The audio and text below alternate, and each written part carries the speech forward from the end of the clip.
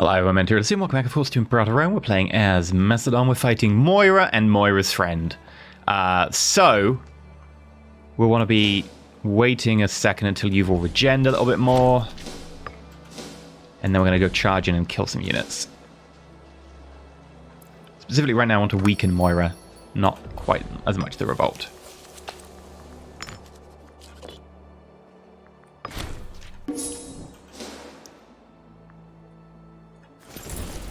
Right, go.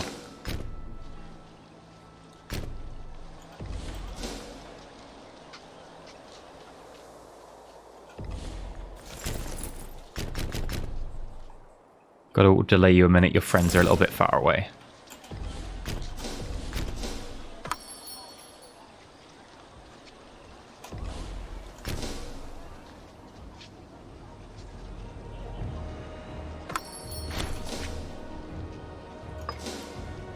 Here we go, we should catch him. There we go!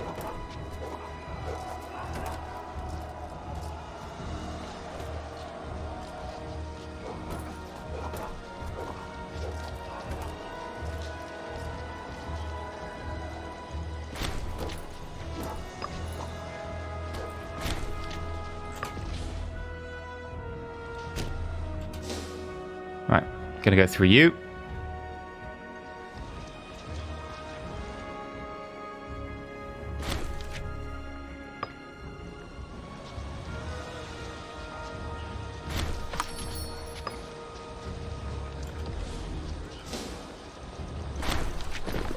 Inspirational. Nice.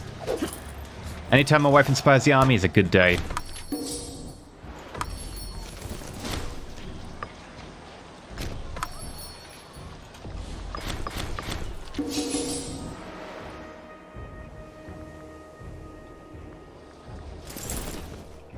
Right.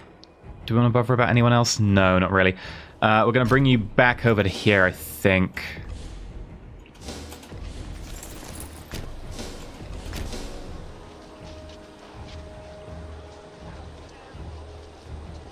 This is iffy because of all their elephants. Yeah. No, they're crushing us there.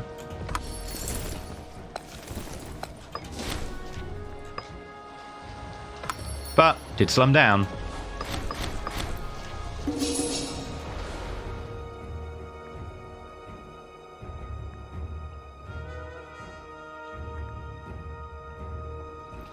And we're getting pretty high on the old war score.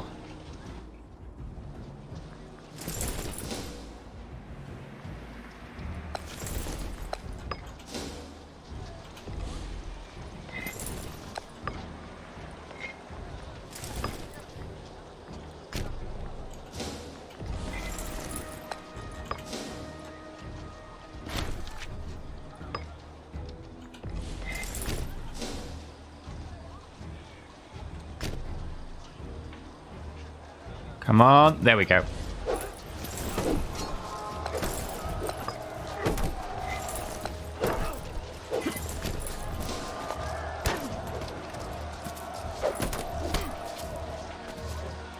Those damn elephants are just so tough.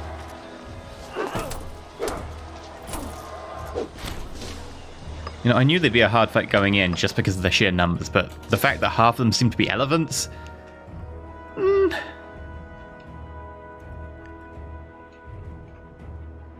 tougher than planned.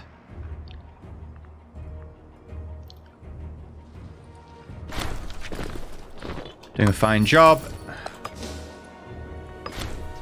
I'm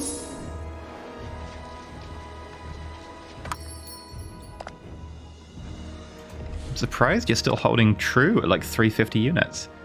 You're dropping fast though. Yeah, Moira's not going to do very much. That's needing recapturing.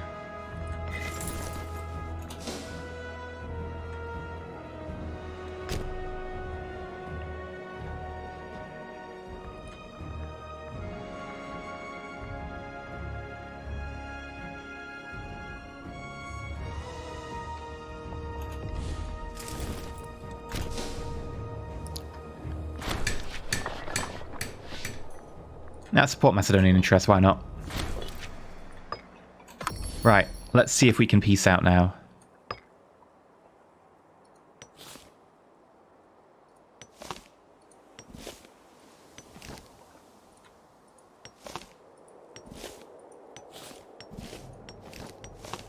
That's a little bit too much. Right. Where's that decision? Because we're a little bit on the edge right now.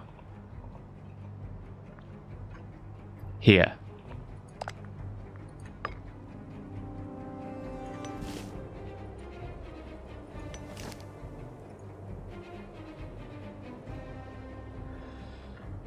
Oh, it's 102. Can we cut that down? Oh, of course you reset. Come on.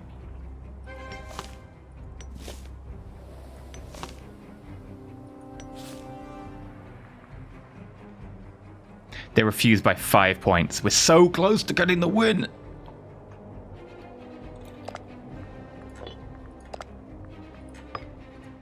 See, I just want to unselect that one province. Like...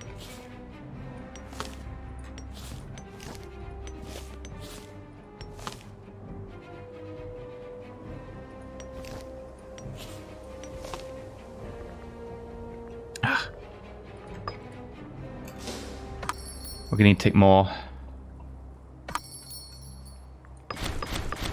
Got to be careful, we're about to lose that war with the rebellion.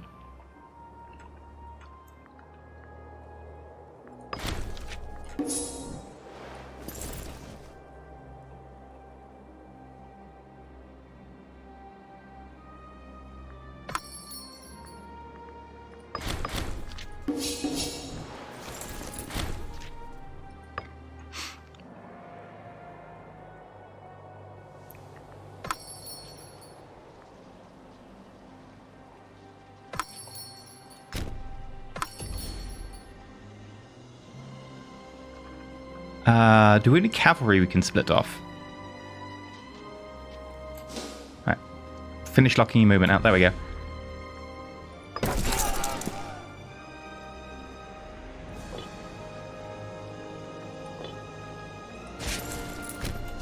We'll chase them down.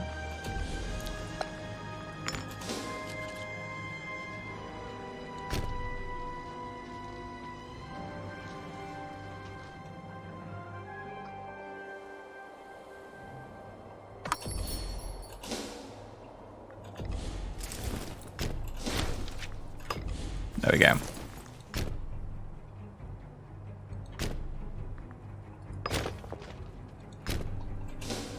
Right, force march. And we'll get you to just go independent. You can do it faster being just cavalry.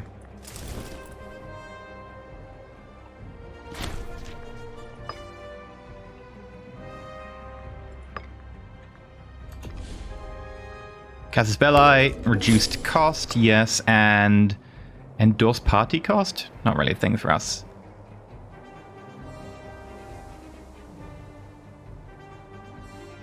I don't know why we're getting that. That has no effect on us.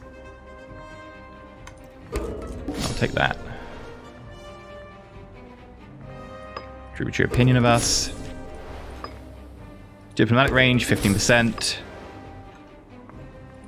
Maybe we get some mercenaries down if we need them. No, I think we do.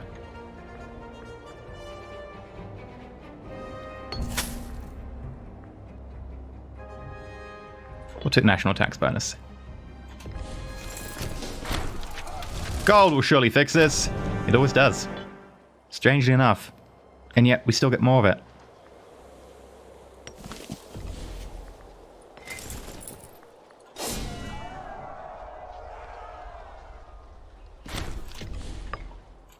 There we go. Cost us 15,000 troops. Totally worth it.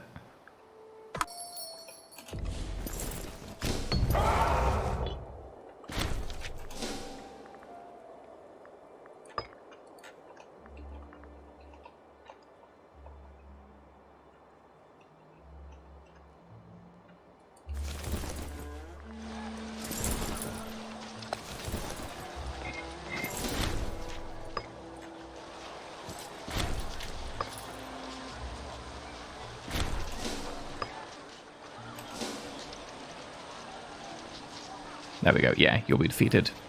Nice.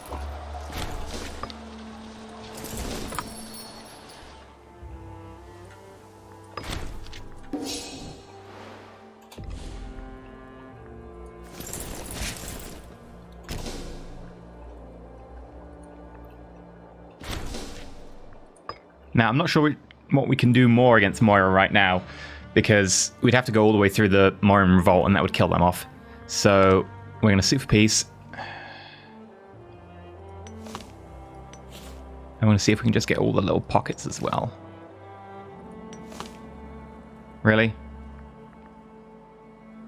You want to nitpick about that one?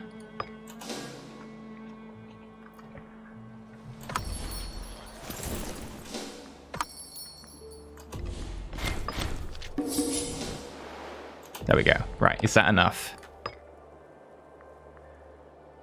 No, there's one more negative now.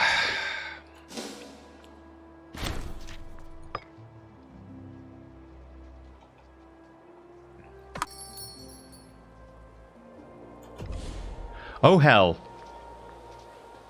That's going to be a big fight.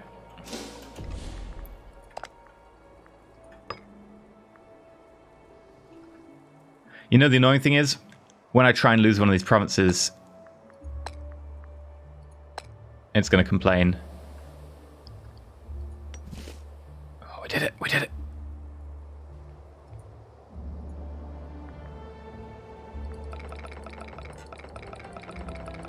Right, how much money can I get? Not that money matters.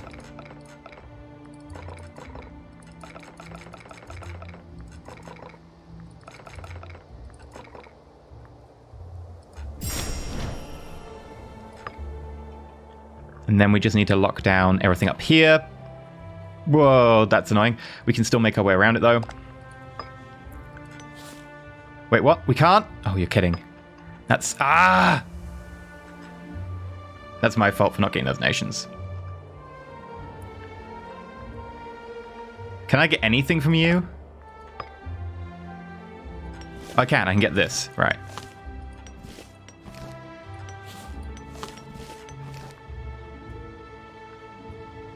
I can't get anything else because nothing adjacent. You know what? Fine. That's fine by me.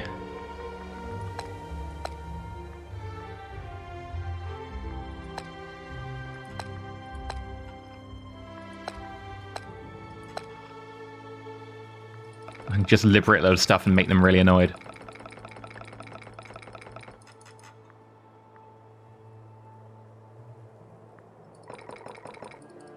Oh. Which one of these was the one that, like, caused us to go over the top?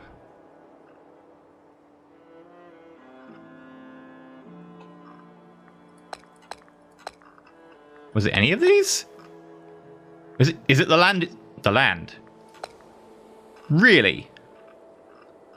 One was worth 50, one's worth 28, one's worth 60.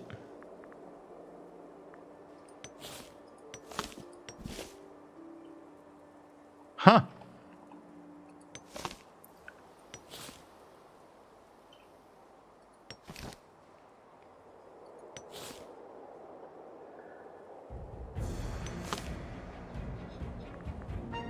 Okay.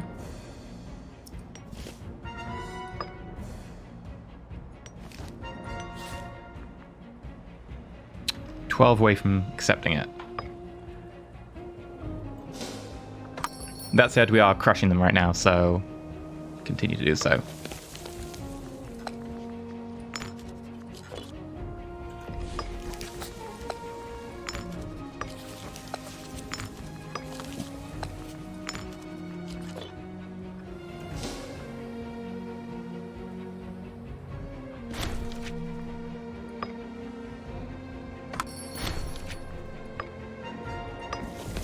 You succumb to lunacy. Ooh.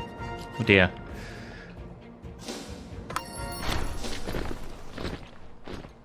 Dangerous precedent set.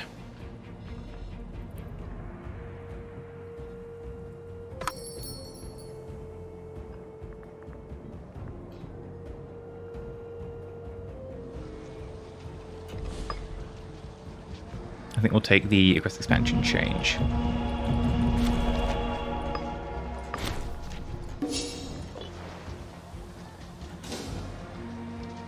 And then hopefully they will peace out soon.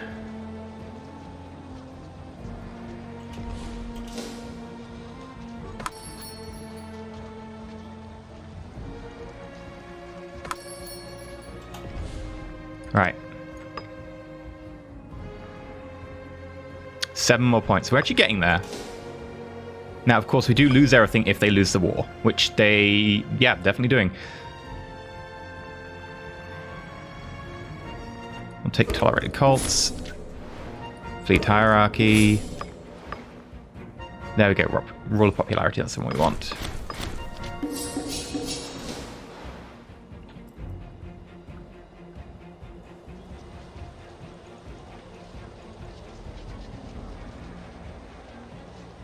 And notice how a lot of the provinces are starting to flip.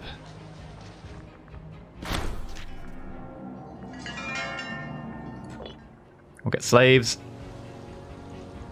Yeah, here we cut off. There we go. That's that cut off.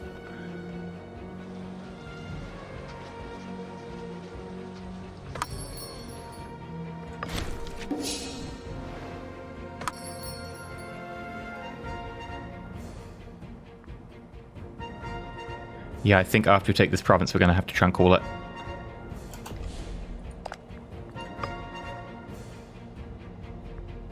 They will accept that.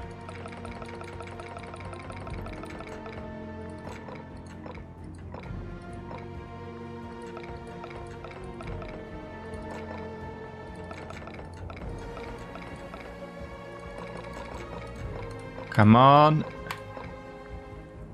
Done. Now, I will need the fleet to come over here. That's the downside of what I just did.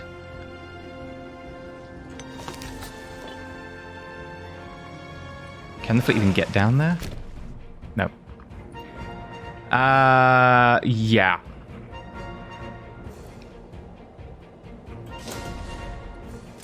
Well, good news is I can force them from exiling themselves in a dumb manner. I need to all exile ourselves over here. And you, no, definitely do not go through my own territory to exile yourself, because you'll exile yourself to the wrong place.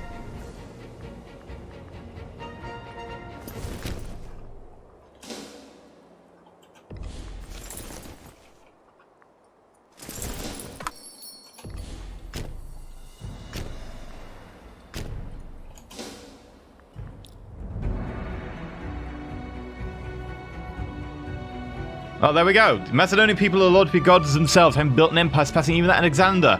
History shall look back upon us not merely as conquerors, but as springs of civilization and truth to all parts of the globe. I can exit to desktop, to menu, and continue in observer mode? Where's the continue playing?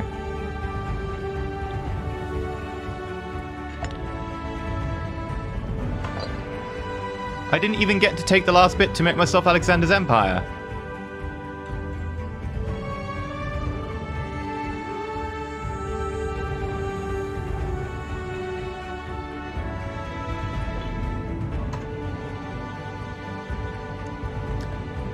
Okay, I'm gonna go on record and say that's a bit dumb.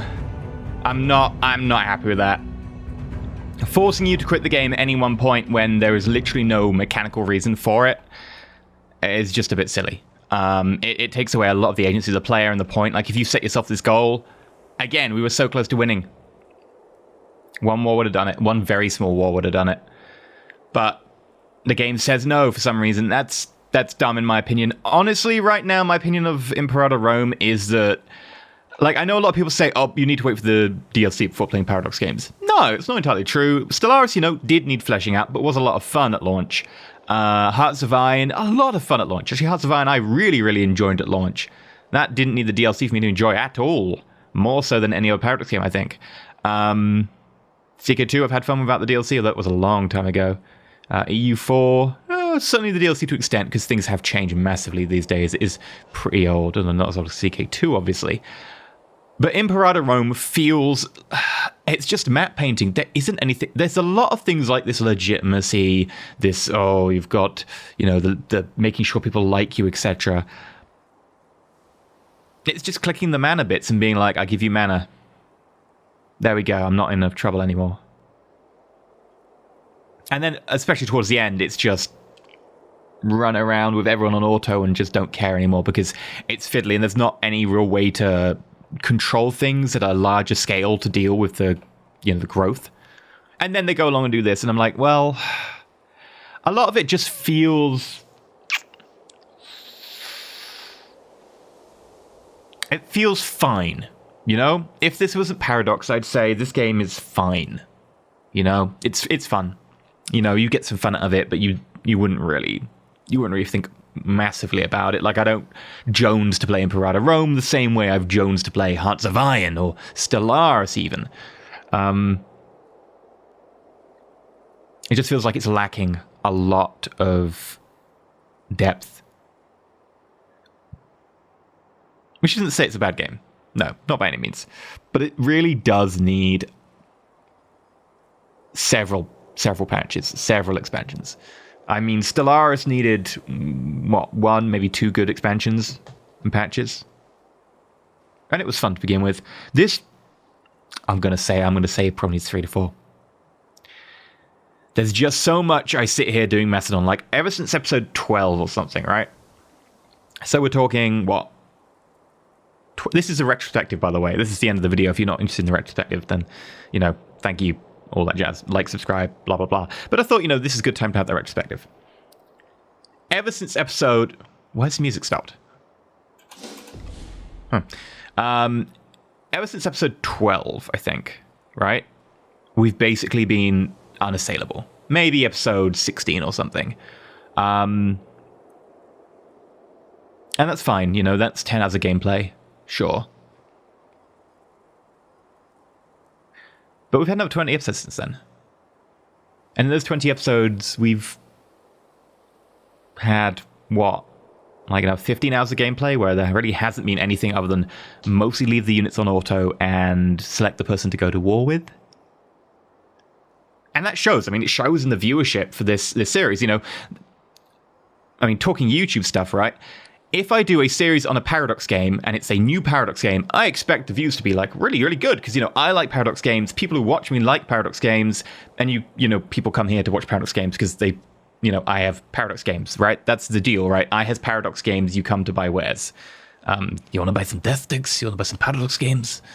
But in this instance, the views have been pretty terrible after episode, like, 8 or something. I think that's because people were noticing that, oh, I've seen, you know, 5, 6, 7, 8 episodes. I've seen everything in Imperator Rome. I don't need to see anymore. There's nothing here. And I think that is a real shame. I really do. Because I really do think that the setting is pretty badass. What they've done with the engine, etc. is really, really cool. Like, the stuff on the back end for modding is amazing. The map editor and so on was going to make it so much easier. We're going to see total conversion mods that are going to be mind-blowing. And I'm really looking forward to those. But the game itself doesn't have that depth. It doesn't have anything that makes me go, this is a cool mechanic.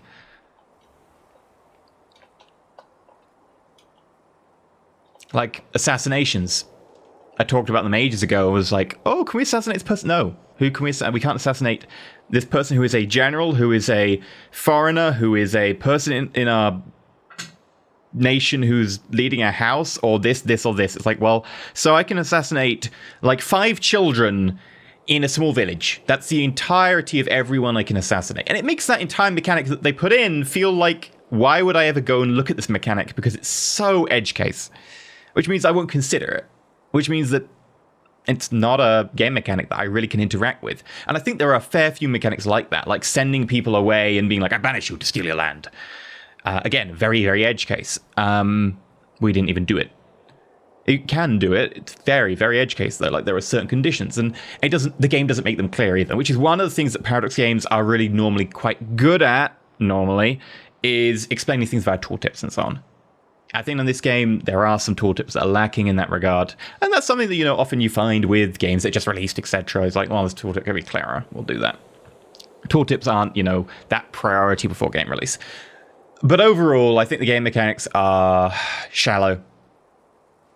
And don't get me wrong, I still think it's a decent game. You know, if you want to buy a Paradox game, I'd say, sure, it's a Paradox game. It is worth buying if you know, depends on what money's worth to you. Obviously, some people £1 a lot of money. Some people £1 is, you know, you drop it on the back of the sofa and you forget about it. But, like, you know, it's a game that I would say is worth your time if you can afford it and if you think, you know, I've got the money and I'm interested in this game. But I would say Stellaris and Hearts of Iron 4 are better picks, in my opinion. They're deeper. there's more customization in Stellaris, and there's a lot more of that historical authenticity with the whole, nations going these set routes in their focus trees in Hearts of Iron. Hearts of Iron has a lot more technical depth, whereas, honestly, the technical depth in this game is... I was going to say mediocre. There isn't any. I mean, you select the unit composition. Some units are far better than others. It's mostly down to what you can afford in terms of upkeep. It's a map painting game. That's as simple as that. If you just want to paint maps, sure. Maybe this appeals to the kind of player who prefers, European Universalis 4. It's maybe the same team, really. The majority of the team was the same team that made European Universalis 4 and carried it on. And I liked European Universalis to begin with, but honestly, not as keen on some of the changes recently, and Hearts of Iron and Stars are definitely more my speed than EU4. So maybe that shows. Maybe that's just I'm not the perfect player for this game. Maybe it's because I'm not an EU4 player. Maybe that's some of it. But then it was billed as an EU4 meets CK2, and I do enjoy CK2. I just think that CK2, after an extent, is like, it's fun to play as a role-playing experience, and I'm like, yeah, play around, and I'm kind of okay with this now. I'm going to go play a game that I think is deeper. So maybe I'm just not the perfect player for this game. I'm still saying it's, I enjoyed it. I enjoyed episodes 1 through 12, maybe 16. After that, I mean, personally, for me, it did feel just like a bit of a slog. Like, there was no difficulty at all. There's no chance we were going to lose. And I think that's where the edge came for me. I was like, you don't need to be that big to really suffer that, I'm too big to fail now. The internal problems are non-existent. We never really suffered any internal problems. No internal problems really reared their head. We had like a 5-year-old child become, Basilius, and that wasn't an issue. We just spammed a load of things and it was done. Which is a shame. And a lot of the events that pop up are very much one-dimensional events of, do you want to do this or this? Do you want to do this or this? There's not any really cool event trees or chains or, pseudo-historical events or anything like that, which makes me a little bit sad. I was really hoping for a bit more in the way of, again, depth. I think that's the word. I think it's the word that's lacking in Imperator right now is that depth. And I know that it's going to come down to a lot of people going to say, well, Stellaris didn't have that at launch. Stellaris had some depth at launch. It didn't have, anywhere near as much, but you could play Stellaris a number of different ways. And yes, it did come down to quite a lot of warmongering, as most Hearts of Iron, most Paradox games tend to do. But it did still have colonizing, building your forces up, building your, planets up, terraforming. I think you could do that at launch, right? Going and doing the research, going and looking for these cool worlds with cool effects and so on, and interacting in a very diplomatic way, whereas we don't have any of that in Imperator. Even the diplomatic stuff is very limited, which is a real shame, because that's one of the things that Paradox games have been notoriously good at, and one of the things that Total War that just came out, Total War Three Kingdoms, picked up on, and they were like, Paradox have got this really cool diplomatic stuff. We don't. We're kind of lacking here. Let's have a look what Paradox are doing. And Creative Assembly have certainly learned from that. And yeah, in Imperator Rome, I'm not seeing that. I was going to say I'd click on someone to have a look at like the diplomatic options, but, I've been forced into observer mode, so... Blah. Either way, that's Macedon. It could have been bigger. That's what he said. Right. Well, on that note, let me know your thoughts down below. I'm interested to hear them. I haven't looked at a lot of the reviews and the media response to Imperator Rome, so I don't know what most people's thoughts are on it. In fact, that's pretty much true. I think mine are... Yeah, I don't think I've read anyone else's responses or listened to any videos or anything like that, so this is me coming from an entirely objective personal standpoint of what I think about the game. And I know I do this with Paradox games a lot, but I'm not saying it's a bad game. It's still a game I'm happy that I invested, the first 10 hours in. I was a very happy 10 hours. It was a lot of fun. But after that, I felt like, And I think that, what I would get from this game is I'd start another 2 nations, and I'd probably go, 8 hours and then 6 hours, and then I'd probably be like, well, I'm not really invested in trying another nation, not until there's been some patches. So, you could probably get 10 to 20 hours out of it if that's a guide before you hit that wall. But again, I don't have a problem with going back to Hearts of Iron 4. I don't have a problem going back to Stellaris. Whereas I think with Imperator, I'm going to have to leave it a while. Just I really want them to be some meaty content when I come back. Or I'll come back and do a very short series. Because, again, the beginning part where you're trying to build yourself up and there's actually people nearby who are a threat and you've got to consider these outside forces, that is still fun. But that's just the beginning. Because after that, you lack those elements. What do you have? You have paint map. That's kind of the only thing you have left. But at the beginning, where you do have the balancing of people nearby, that's always a solid mechanic, and it's a mechanic that Paradox games have always got pretty right. For now, I've been EnterElysium. Like I said, let me know below what you think. Again, my opinion's coming from very much like an isolated, just me. I haven't really taken any outside input on this. But yeah, until next time, stay shiny.